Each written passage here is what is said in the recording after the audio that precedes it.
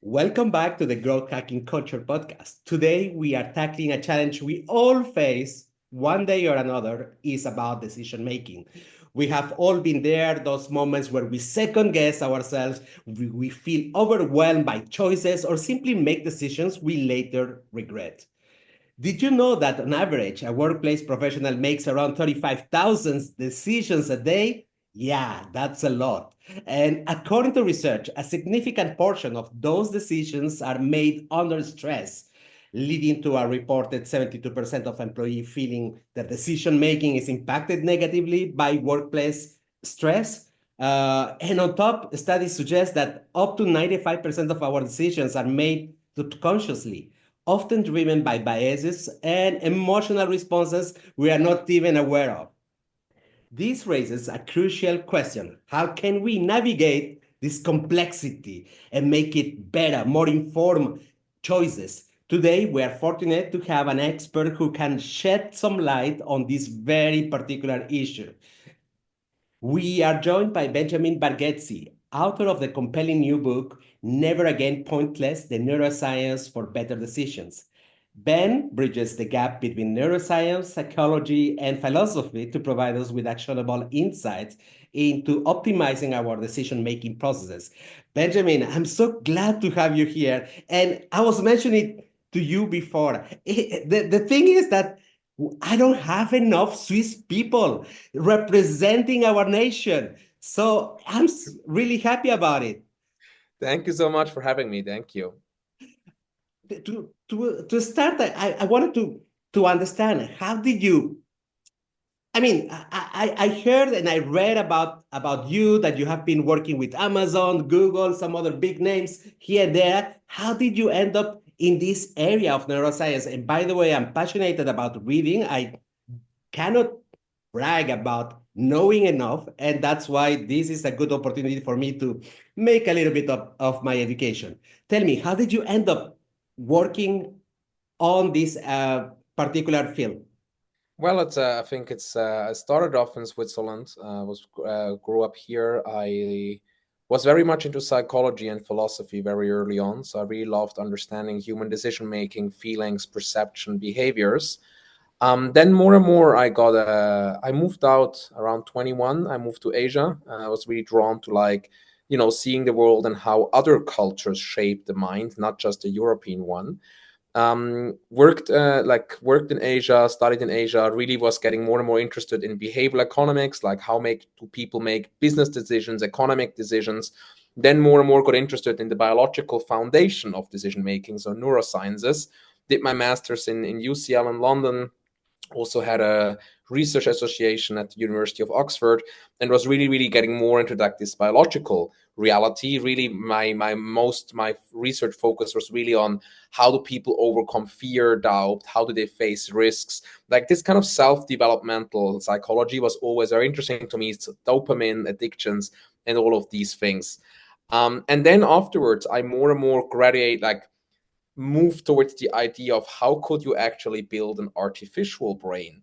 How could you bring the biology to the technology, which brought me to robotics and machine learning. And then suddenly I was working for Amazon, suddenly I was at Google, and now I'm making most of my time in the tech world, which is actually why I wrote the book, because I kind of want to go back to my roots in psychology and neurosciences. But to be very honest to you, I've just always been very fascinated by people. I've always loved philosophy, and then somehow ended in biology with that, and then somehow ended in robotics. So it was a very organic, but also pretty chaotic path, I would say. And we are quite lucky because we live in a country where approximately 35% of the people have different origins. So Switzerland, despite of being so small, it has a bunch of people from different communities. Like myself, I'm Latin American origin. Here I am in the middle of the mountains in Contondoro. Beautiful. And so it is you know, when you're speaking to me, you make me think about a book that I read maybe 1 year ago. It's called Behave, from a guy called Sapolsky or something like that. And Mhm. and the guy was kind of doing similar to you, understanding not only the biology of decision making, but also how the brain functions. Why do we take stupid decisions or sometimes good decisions in the workplace or in life. And I found it quite similar to what you are mentioning. Uh, Benjamin, I want to understand. So there is, when we are in the workplace, we believe that we make good decisions because we have experience, we are quick to react. But I have the impression that this is a little bit of bullshit. There is a lot of misconceptions around how people make decisions. What is your take about that? I think I think that, well, the literature thinks we humans have the extreme tendency to overestimate ourselves, and this can be very healthy because maybe some entrepreneurial project you would never dare if you would not extremely overestimate yourself. The problem, I think, is really like if you're overconfident in the face of contradicting data.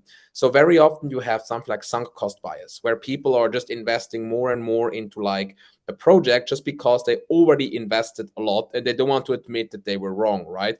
And they just keep dragging investments. That can be applied to relationships, that can be applied to business, that can be applied to whatever you're doing. So actually, I keep doing it because I already sacrificed so much for it is actually a very bad reason.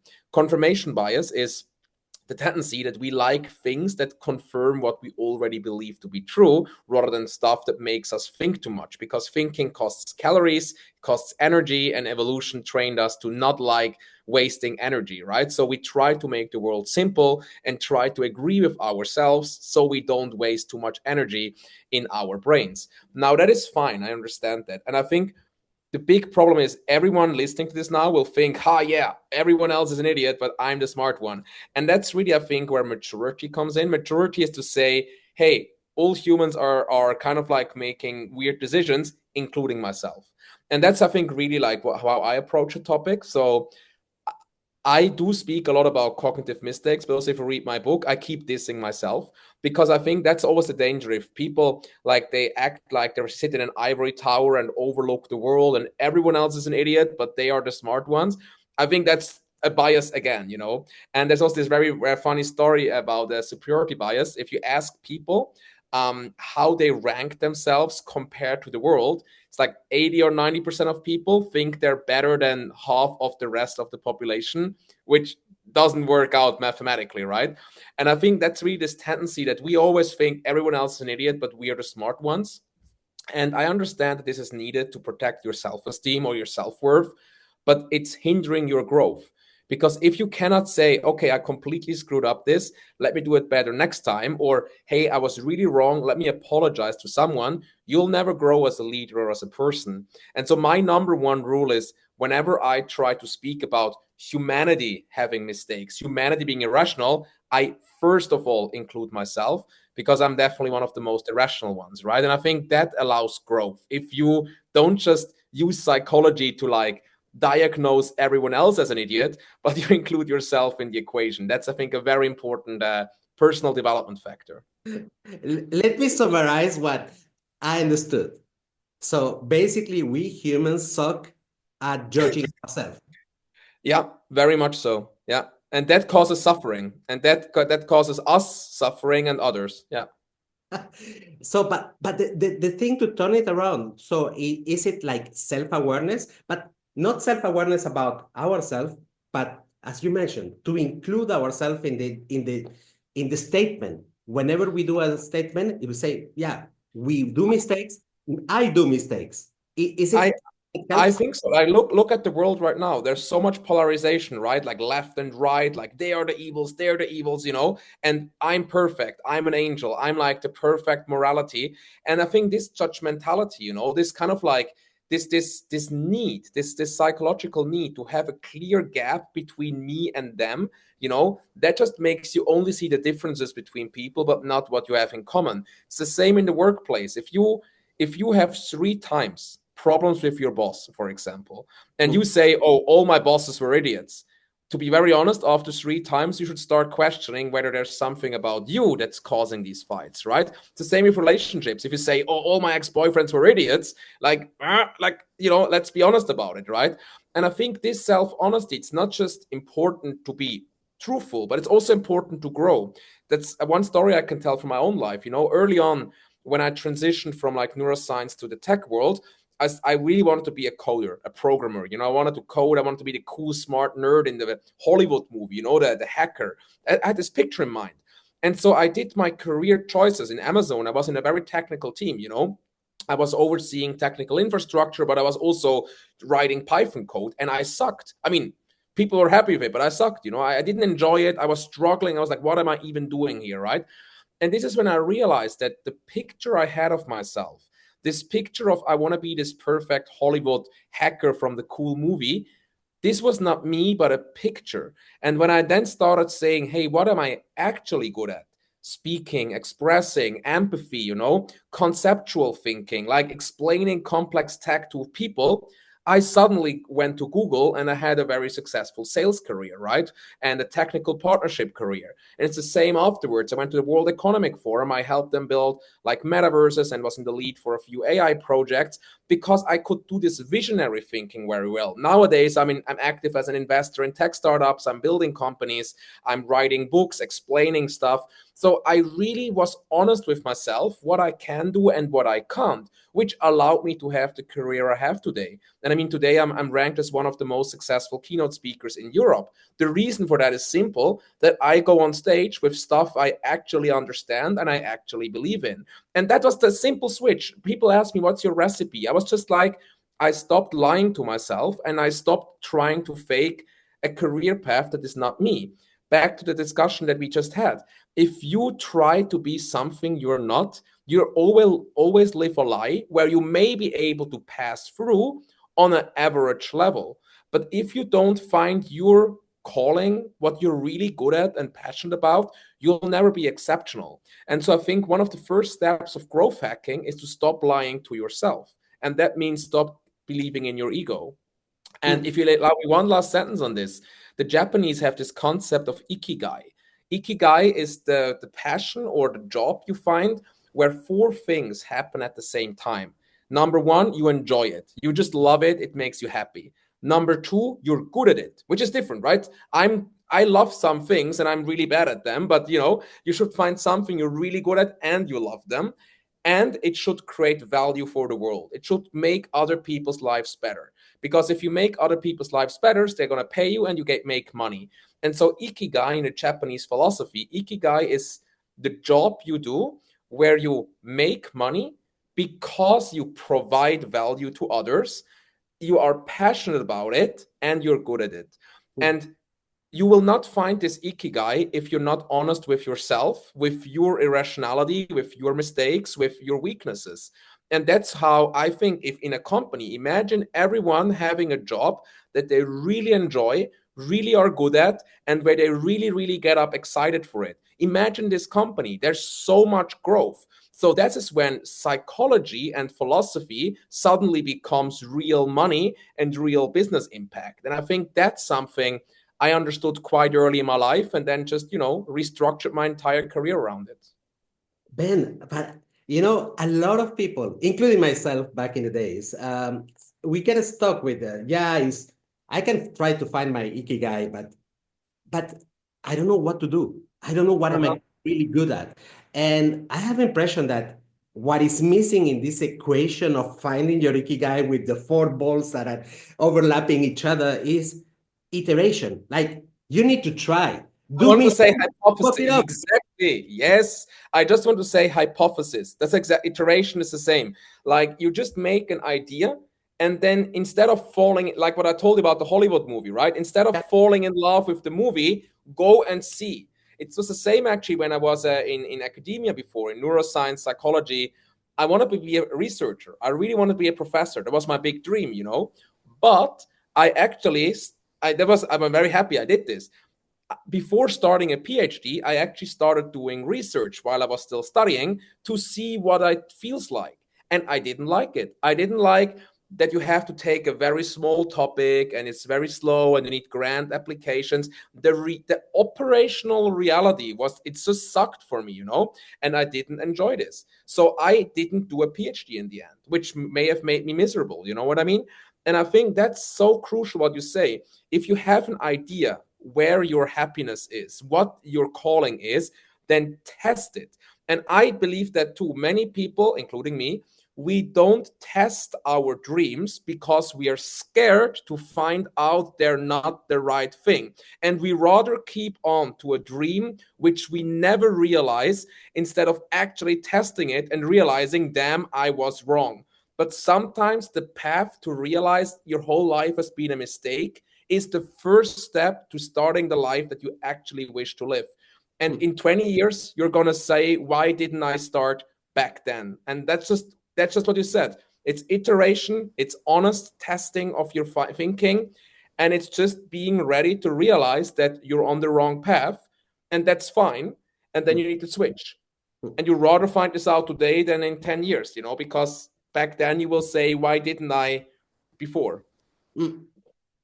It's so easy to find this representation of fear in the language that we use. For instance, if you want to start a new thing and you say, yeah, but I need to generate money like quickly because I don't have now I have a job. So we create mental barriers that very often makes our lives miserable. And that's number one. Number two, we are not able to devote the sacrifice. I mean, you love philosophy, the Stoic point of view of doing things with discipline and hard work in order to make it happen.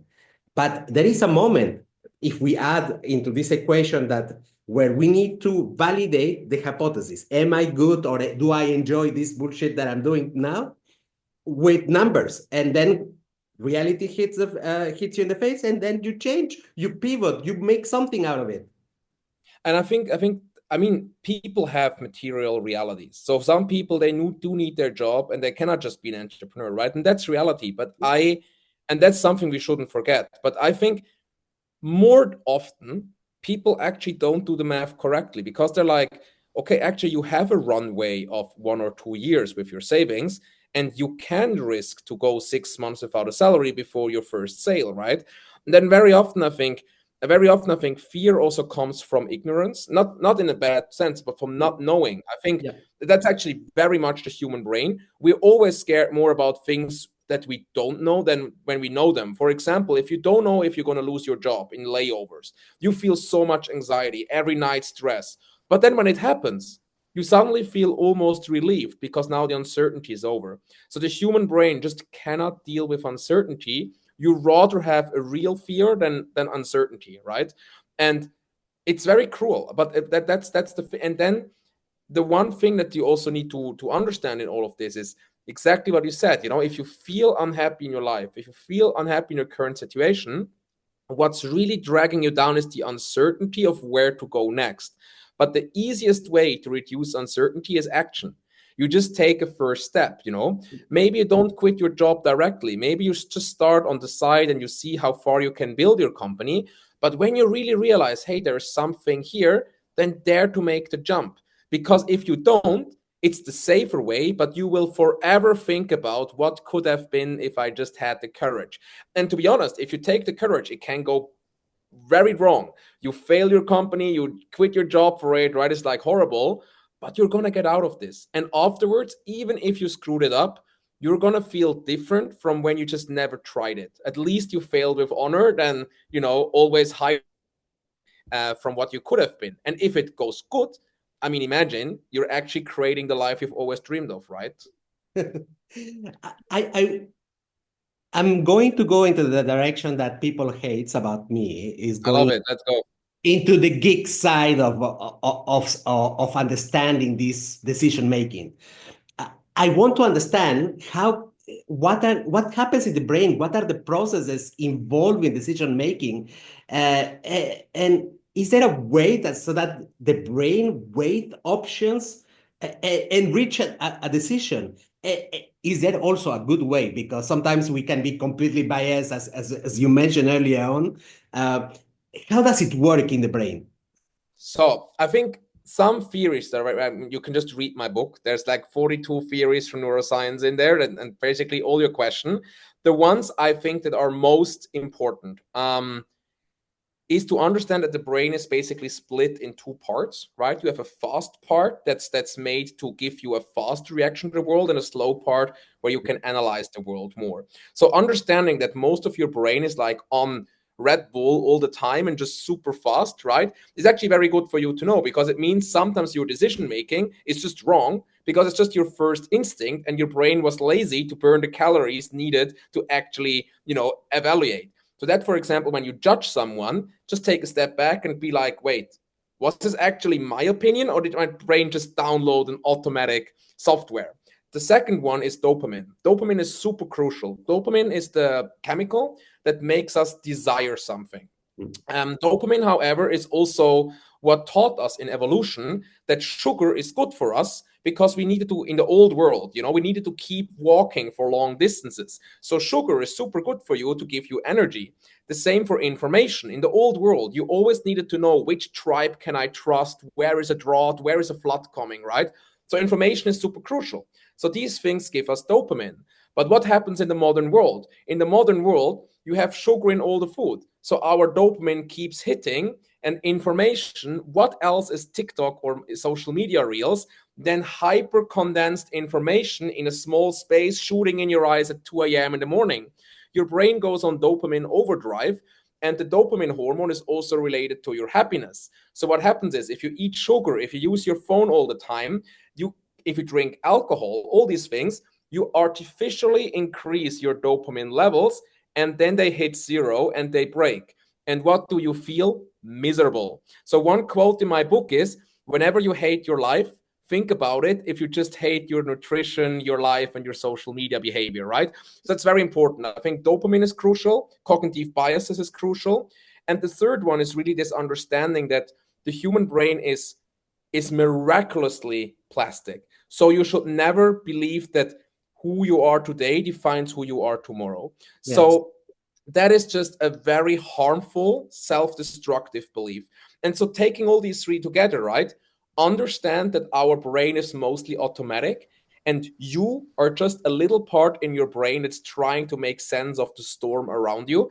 And this gives you humility to always question your decision making, and to be humble also if other people make mistakes, right? Don't think you're smarter than them. We're all just, little beings on this planet trying to find a way. I think that's humility.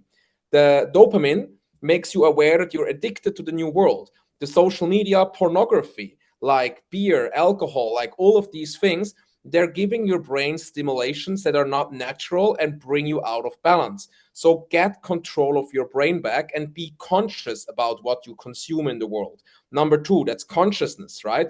And number three, about the plasticity, keep learning. And even if you have been 20 years in one field, don't limit yourself to try something new, right? And that's courage. So, and if you combine these three, you have courage, you have humility, and you also have like consciousness and awareness.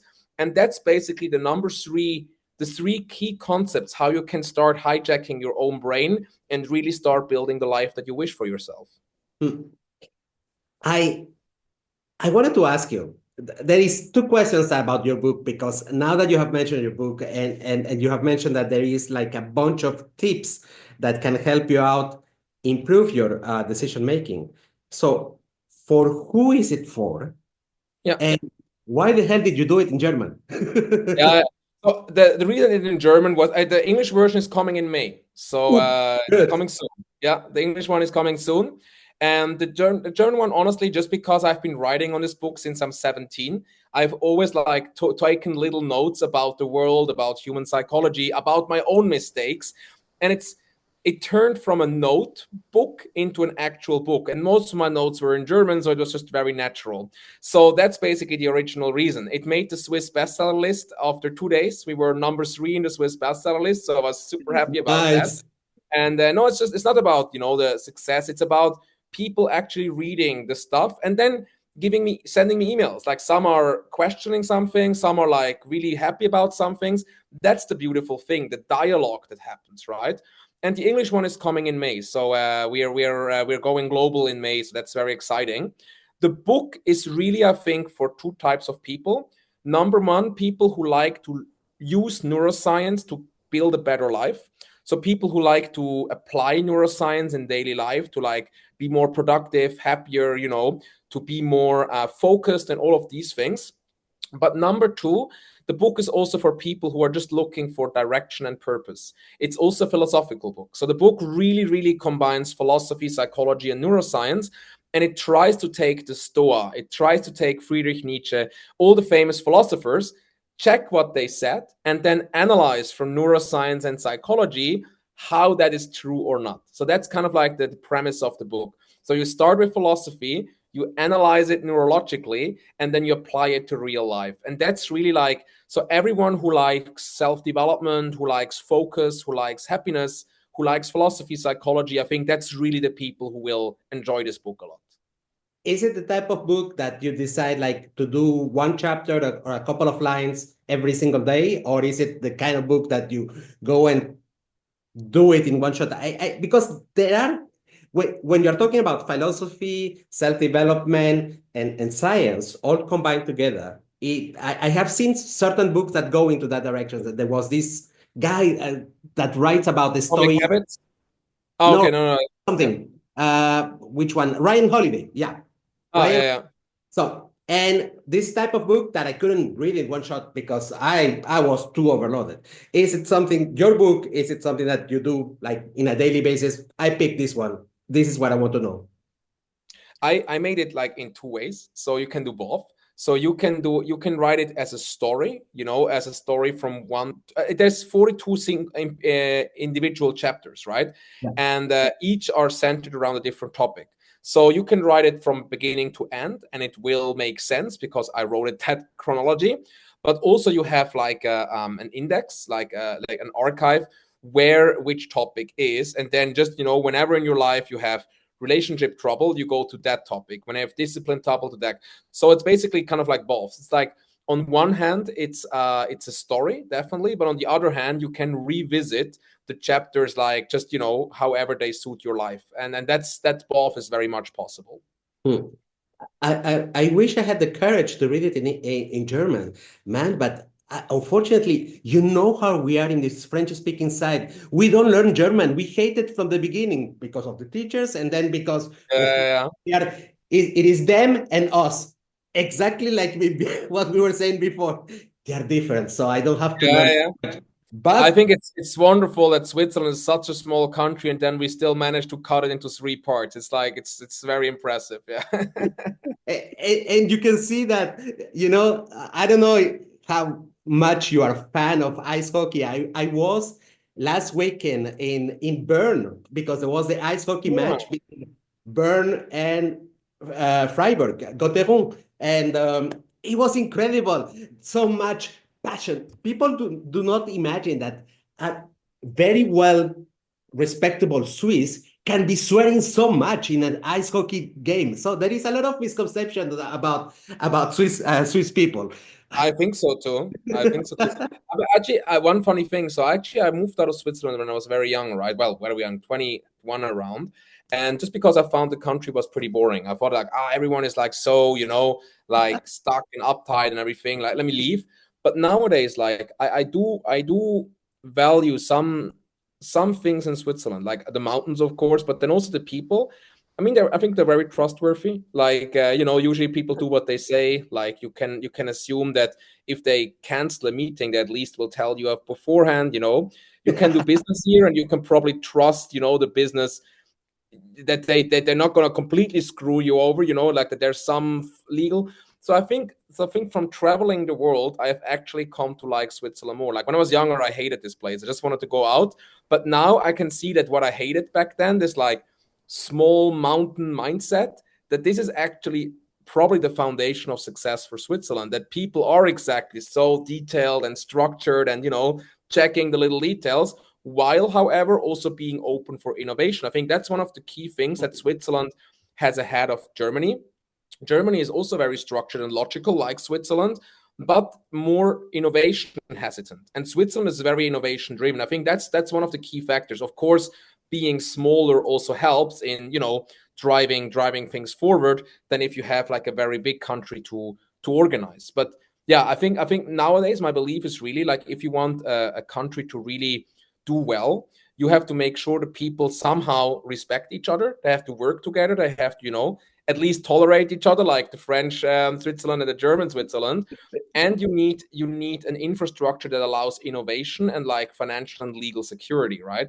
And so I think maybe if you look at the geopolitical situation, the world may be better if we just had a lot of small Switzerlands. If you look at Singapore, if you look at Luxembourg, Liechtenstein, those also work well, right? So maybe if you just have a world of many small Switzerlands, or even smaller, maybe many small Singapores or Liechtensteins, maybe we wouldn't have all these wars, because if you don't have an empire, it's very hard to start an imperial war. If you're just Switzerland, then it looks different.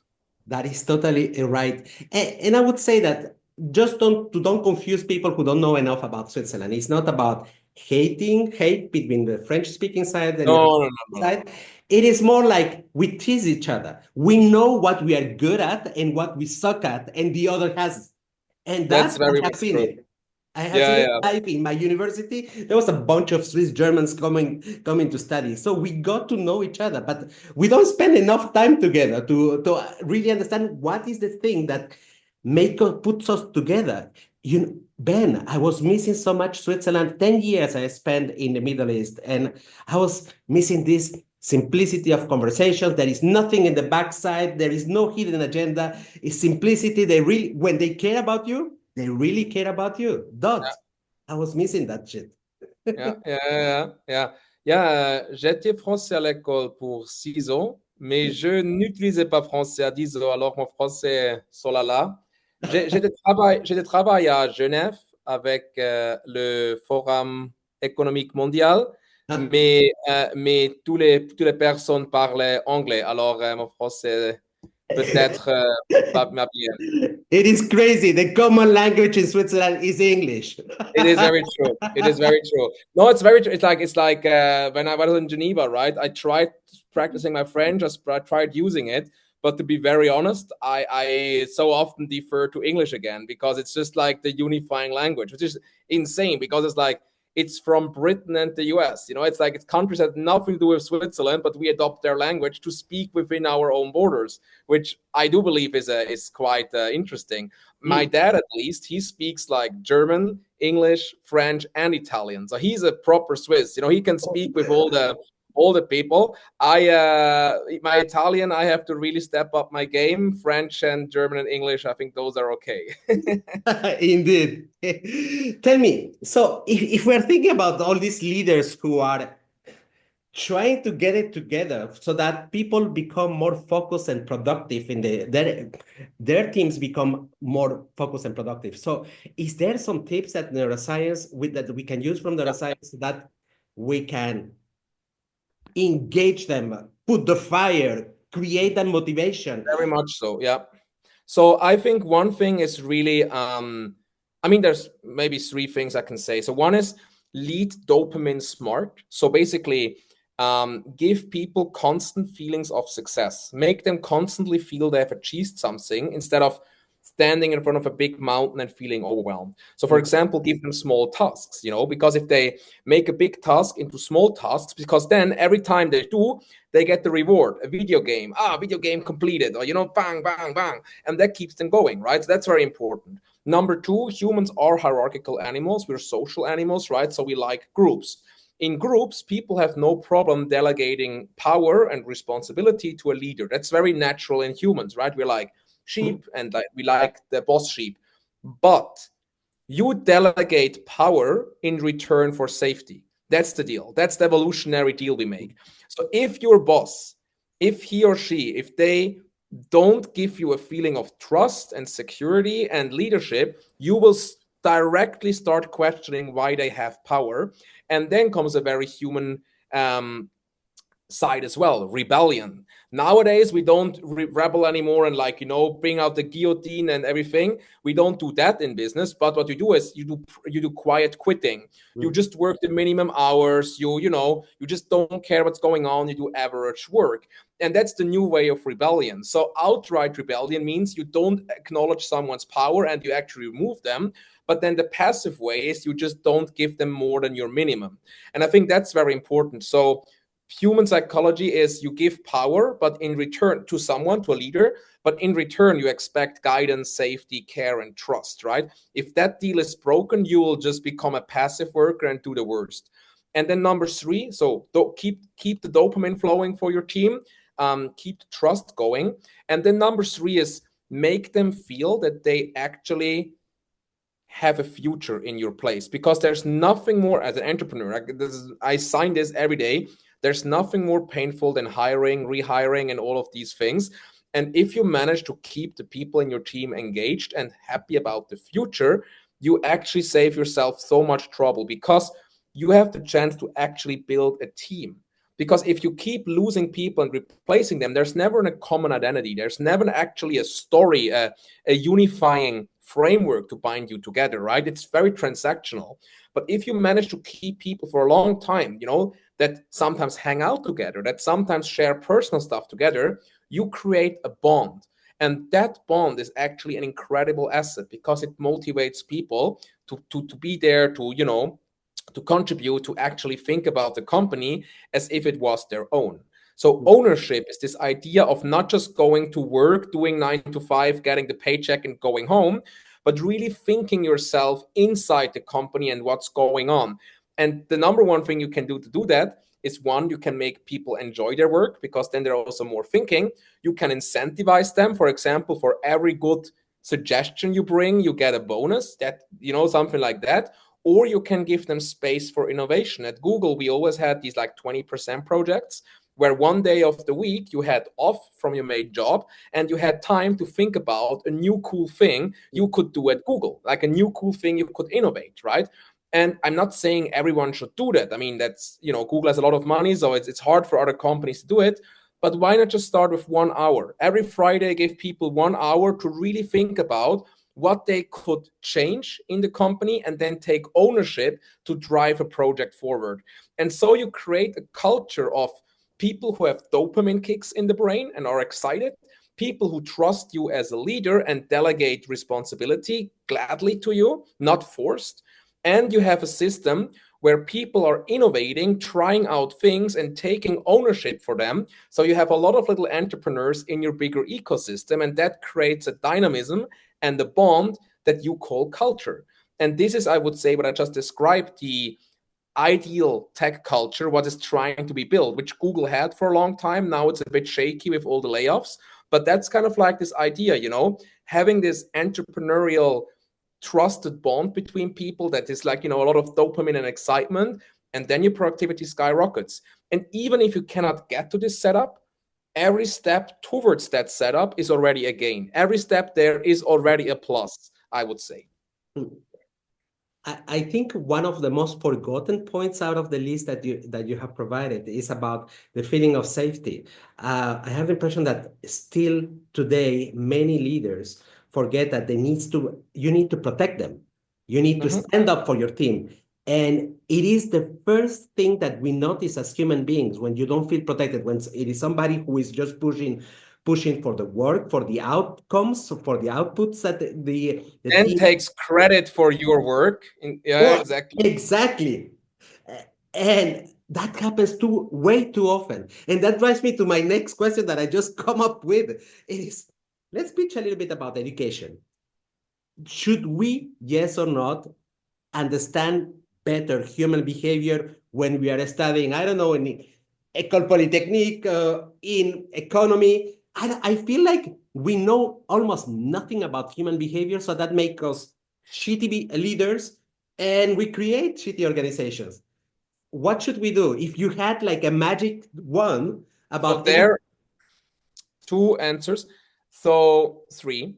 Number 1, I do not believe it's education's job to teach you values. That's your job as a human being, maybe your parents. So that's, I think, also something where many people think the government or the universities are in charge of teaching people morality, or actually that's a society task. That's a task of mentors or task of friends to stop their friends when they're doing stupid stuff, or parents to teach their kids. So I think that's very cheap to give it to education. The number 2 factor, however, of course, it should be ethical, right?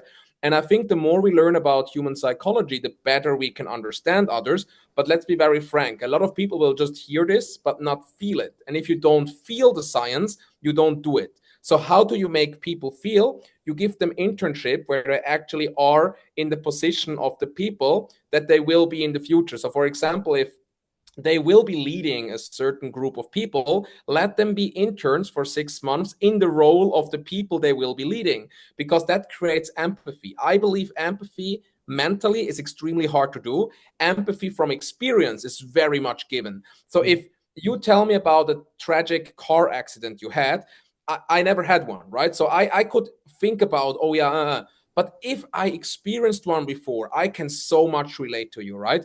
And I think that's the key. If we experience pain, we can resonate with the pain of others. And the very sad thing is, if you just listen it in your brain, you will abstract it, you will make it complicated, you will not feel it. That's why I don't believe education works for creating empathy. That's why you need the experience and, well, the pain to some degree, because it's the same actually in the Swiss military system. I was a lieutenant, like a first lieutenant, the officer, and first I was a soldier and the private, right? So I went through all the mud, I was all doing all the running, I was doing all the garbage. So later, when I was actually in charge, I could have empathy for the people, how it feels like when they're hungry, tired, and confused, and I was better able to lead them. Of course, this is your choice as a leader. You can, in the army also, many people started to abuse their power and wanted to see the soldiers suffer, because their mind was like, I also suffered, now you should too, right? Yes. And I think let's to leadership, I think this, and even to parents, this sometimes happens, like leaders saying like, oh yeah, I also had to do this when I was your age, so they think I had pain, therefore you now deserve it too. Or parents who say, oh, I also didn't have this happiness when I was young, you shouldn't either. And I think that's the choice. When you feel pain, either you learn from it and then you can feel empathy for others and protect them from it, or you don't learn from the pain and it consumes you and you want to pass it on to others to share it, because you subconsciously hope when you share the pain, your own pain gets smaller, right? And that's not something very spiritual I'm saying here. It's really in business. You will see the managers who want to pass on pain, and you will see the managers who want to absorb the pain so they can show empathy. And a pain is a big word, right? It can be stress, it can be confusion, it can be pressure, it can be, oh, if you don't hit these numbers, you're out. If you start to understand pain in smaller dimensions, you will see a lot of these pain structures in society. And then every one of us has two choices. First of all, do I choose empathy or do I choose revenge? And second of all, who is the person I want to be and what do I want to teach to others? This is the education part, but not the education of only intellectual facts, but rather the education of the heart, I would say. I love that. So the only way to learn to be a better leader and to create thriving organization would be practice. There is something that I believe that. It's not, because it's not a real skill. It's a meta skill. It's a how to learn, how to learn, or how to learn how to create a mental process that can guide me, because it's not one solution. Yes. Many solutions. And it's also the small things. Like sometimes you say one word to someone and then they worry the whole night that they lose their job because of your wrong word. Like I think leadership, we always think about the big speeches, the big stuff, but so often the small stuff, like I had this also in Amazon, Google, my manager said something and I felt very like, oh my God, what did I do wrong? In the end, it was nothing. But just because my manager used the wrong words, it made me like question my whole life, And I think realizing the psychological impact you have on your employees, that's so crucial. And that the only way to understand this is if you have ever been in the shoes of an employee. That's why I believe leadership cannot be learned. It needs to be done. It needs to be acquired. It's not a book. It's a skill. It's like a craft, And the more you do it, the better you get at it. I mean, I'm still suck, I think. I mean, the people I lead, they like me and they stay. So I'm very happy about that. But I can still sometimes, no, seriously, I have discussions with my team. And then afterwards, I'm like, oh, this probably they misinterpreted this. And like, I'm like texting on WhatsApp. I'm like, I'm so sorry. I didn't mean it that way. It's like, and I think that's so crucial again to the beginning, what we talked about cognitive biases. that you just always assume everything you do is wrong, that you just assume, okay, whatever I just said was probably wrong. And you have this awareness to think about, wait, was it? Okay, no, probably it was okay. But by default, you should assume that you were never perfect. You should not assume by default that you're perfect, because if you, well, I'm sorry, just it's hard, because if you have a good ego, if you have good self-confidence, what I just said is true. If you actually struggle with self-confidence, you should more often tell yourself, no, you're amazing, you're doing a great job, right? This is the complexity, right? Like, if you have a lot of ego by nature, be more humble. But if you're too insecure, be more arrogant. Not arrogant, but just be more assertive and confident. Yeah. So this is the problem sometimes, that arrogant is the wrong word. Like it depends on where you start, what you need. And that's again the thing, we're individuals, right? You can't make one rule that works for everyone. But even if you're a leader, you have to understand, maybe different people in your team have different personality structures. Some of them, they like very structured instructions. Some like to be freestyle, like, do you lead everyone the same, or do you adjust? The same with team hubs. Maybe some people, they hate meeting like outside of work hours. Then don't force them to, right? Like, don't force them. But for those who really need this social exchange, give them a platform. And I think this kind of individual first leadership, it takes time, it takes effort, it's tiring, but this will really make the people feel like they have a place they belong to here. What would be one simple, small little action that people can take today to begin making better decisions?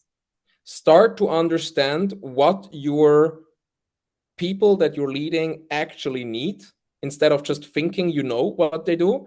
And number two, for yourself, really honestly check your brain, the decisions you make, the emails you write, the stuff you say, and ask yourself how much of that was really you and how much was almost automated and didn't actually come from yourself. And I think those are the two best starting points for growth.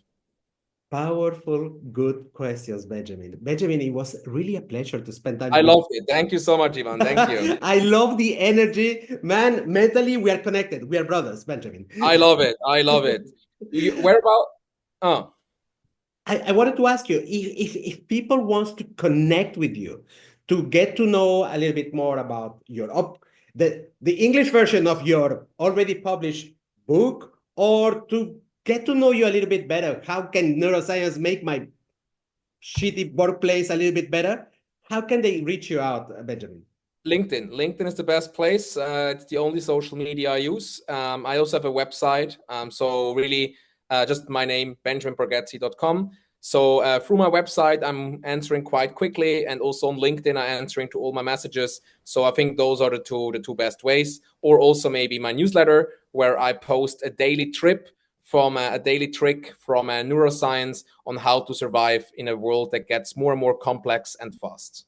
So for the newsletter, if I go to your website, benjaminbargetzi.com, I will find where to subscribe.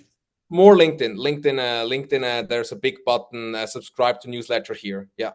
Okay, good. So I will put the links to below this video about your LinkedIn profile, your website, and especially the newsletter, because if it is a small and quick, everybody loves it, huh? Beautiful. Thank you. Thank you so much, Ivan. Then I wish you a wonderful day, and hopefully talk to you soon again. Thank you, Ben. It was a pleasure. Thank you. Bye.